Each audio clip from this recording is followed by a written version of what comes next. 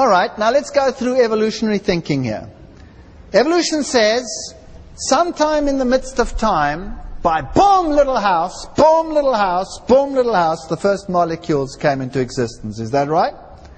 And then by boom, New York, they started forming the first little cells. Now the first little cell is there. This is now Haeckel's gastraea theory. So there's your first little cell. And it has DNA, simple DNA, that says, you look like this. Okay?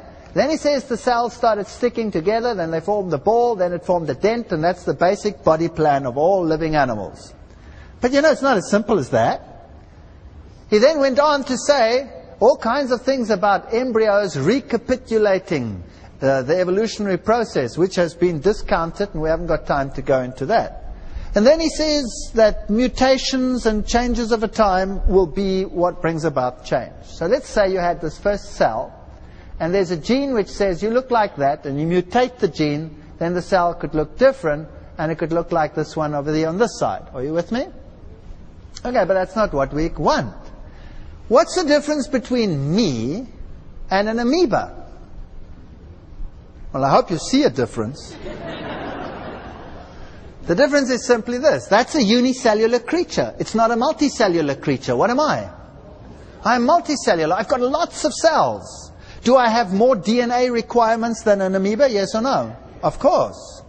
Now let's take a simple example. There's a muscle cell and there's a nerve cell. Does an amoeba have a muscle cell and a nerve cell? No, it's just a blob cell, right? Doesn't have a muscle cell, doesn't have a nerve cell. When I get more complicated and I start getting multicellular and I get specialization of cells, how do I get the cells in here to be nerve cells and the cells in here to be muscle cells? Well, you see, what happens is every single cell in my body has all the DNA it takes to be any other cell. Is that right?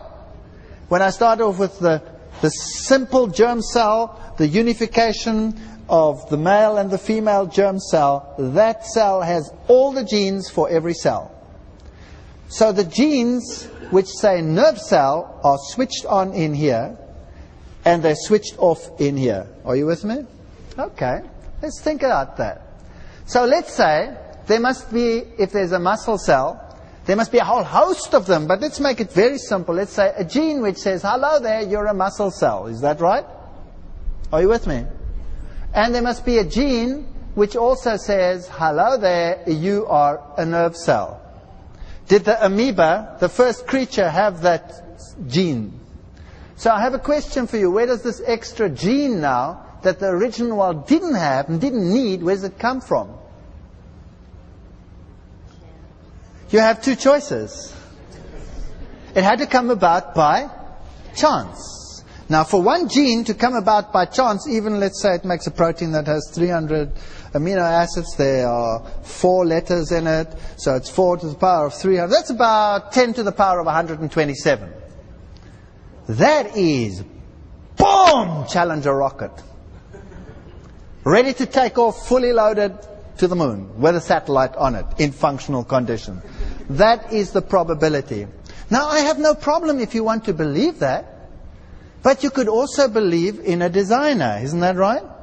Because what's happening here is at the level of the genotype. Does natural selection work there, yes or no?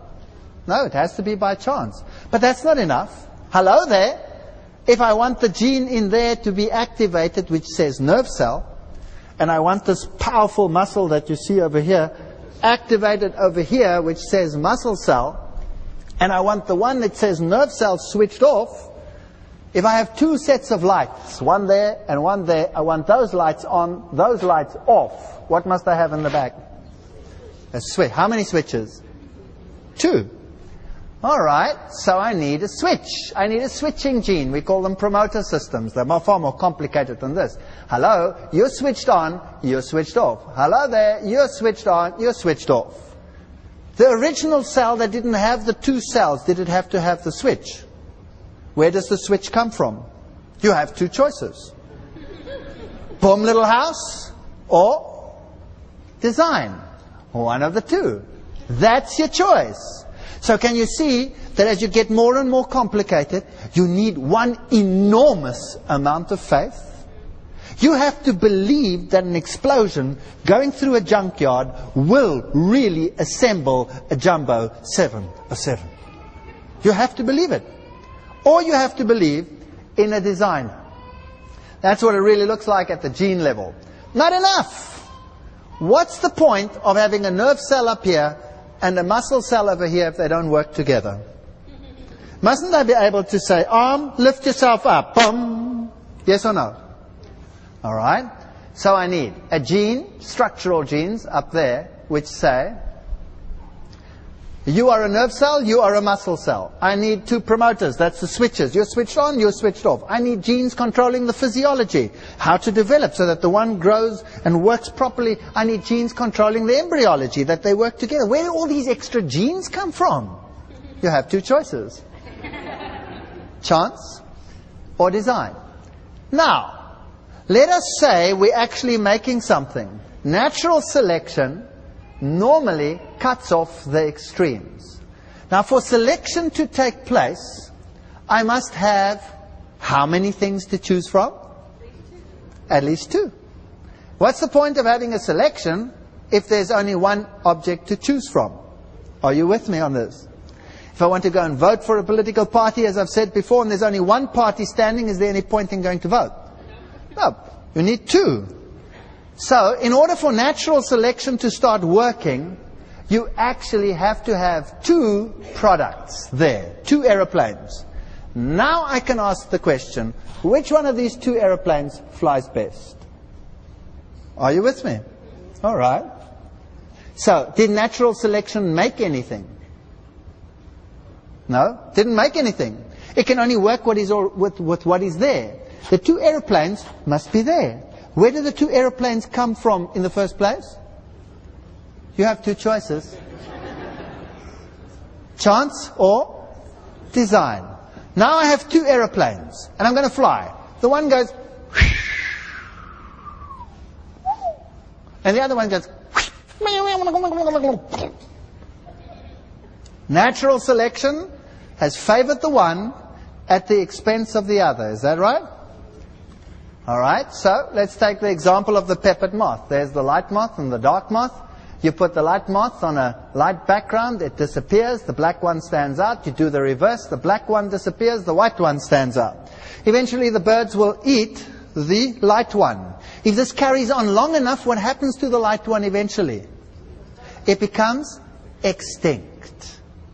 Now comes my bomber question to you. Natural selection is the god of evolution. It's the one that makes bigger and better and greater than ever before. Is that right?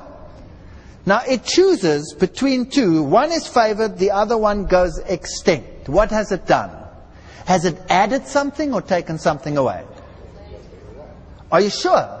Let me repeat that. Has it added something or taken something away? It's taken something away. How can a mechanism that makes less and less end up having created more and more? Does it make any sense? It doesn't make any sense. So if you look at the fossil record, there was far more there in the past than there is at present. Is that right? And are we losing species every single day? Yes or no? So natural selection is doing such a good job that soon there'll be nothing left. It's not a good way of getting more and more. So we see that in the past, like these trees, there were far more variants than there are today. So where does everything come from? It comes from chance or design. That's your object. That's it. You have to choose that. So let's take the dog. The Great Dane, from the Papillon down to the Chihuahua. This shape, that shape, this shape, that shape. All the body shapes. All the colors of the wild dogs. All these ear shapes. We know this is one species. We have Afro-style hair. We have white hair. If you take the Afghan, we have blonde hair. We have every hair color, we have every hair type, we have all these things, and it's wild type wolf. We know that, one species. So all the genes that make all this variety, where do those genes come from? You have two choices. It's genotype. Chance or design. That's it. So every single allele that we have, all this variety that we have,